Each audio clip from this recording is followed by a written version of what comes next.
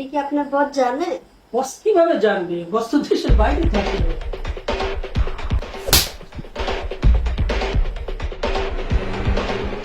May I come in sir? Yes, coming.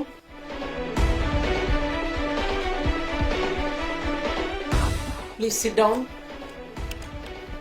তুমি এখানে কেন আসছো? স্যার আমার একটা চাকরি দরকার। চাকরিটা কি খুব প্রয়োজন? জি স্যার, খুবই প্রয়োজন। বুঝতে পারছি।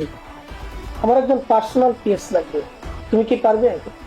জি স্যার, অবশ্যই পারবো, কেন পারবো না? তাহলে এখন থেকে শুরু করো। কিন্তু আমার কাজটা কি? তোমার কাজটা তুমি বুঝতে পারছো না? আমার এই অফিসে যারা চাকরি করে তারা আমার কথা শুনে আমাকে খুশি করে, বিনিময়ে তারা মোটা বেতন পায়, পদোন্নতি পায়, এটা ছাড়াও তারা বাড়তি সুবিধা পায়। আপনি যে বাড়তি স্যালারিটা দেন, এটা কি আপনার বেতন থেকে? বেতন থেকে কেন দিবে? কোম্পানি ফান্ড আছে, ফান্ড থেকে দিই। এটা কি আপনার বস জানে? বস কিভাবে জানবে? বস তো দেশের বাইরে থাকে।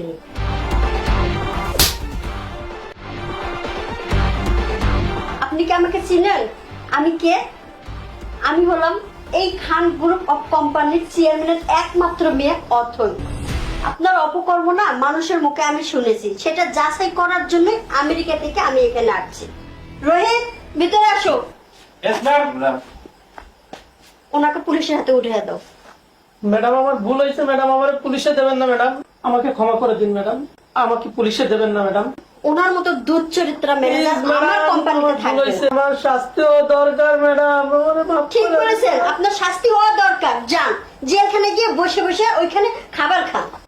আপনি আমাকে একটা বার সুযোগ দিন ম্যাডাম, আমি যে অপরাধ করেছি অপরাধের ক্ষমা হয় না ম্যাডাম, আমি জানি, আমাকে একটা সুযোগ দিন ম্যাডাম। আপনি এখন আমার চোখের সামনে থেকে বের হয়ে যান, যান এখান থেকে।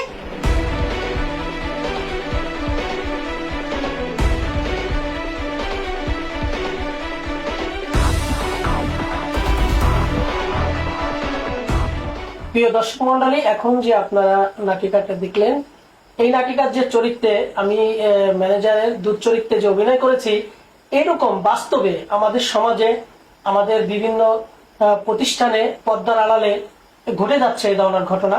তাতে পরিবেশ এবং সমাজ ক্ষতিগ্রস্ত হচ্ছে। আসুন আমরা সবাই সচেতন হই, আর এই ধরনের সমস্যা যাতে না ঘটে সেদিকটা আমরা লক্ষ্য রাখি। দর্শক, এত সময় যে আপনারা শিক্ষামূলক যে একটি নাটক দেখলেন, এটা আসলে আমাদের সমাজে পর্দার আড়ালে থেকে এইরকম অনেকেই আছে যে অপকর্মের সাথে লিপ্ত থাকে, ক্ষমতার অপব্যবহার দেখায়। ঠিক সেরকম একটা জিনিস আজকে আমরা অভিনয়ের মাধ্যমে আপনাদেরকে দেখানোর চেষ্টা করলাম। যদি ভালো লাগে তাহলে অবশ্যই চ্যানেলটি লাইক, শেয়ার, কমেন্টস করে সঙ্গে থাকবেন এবং ভালো ভিডিও দেখার জন্য অপেক্ষা থাকবেন। আবার দেখা হবে কোনো এক নতুন ভিডিওতে।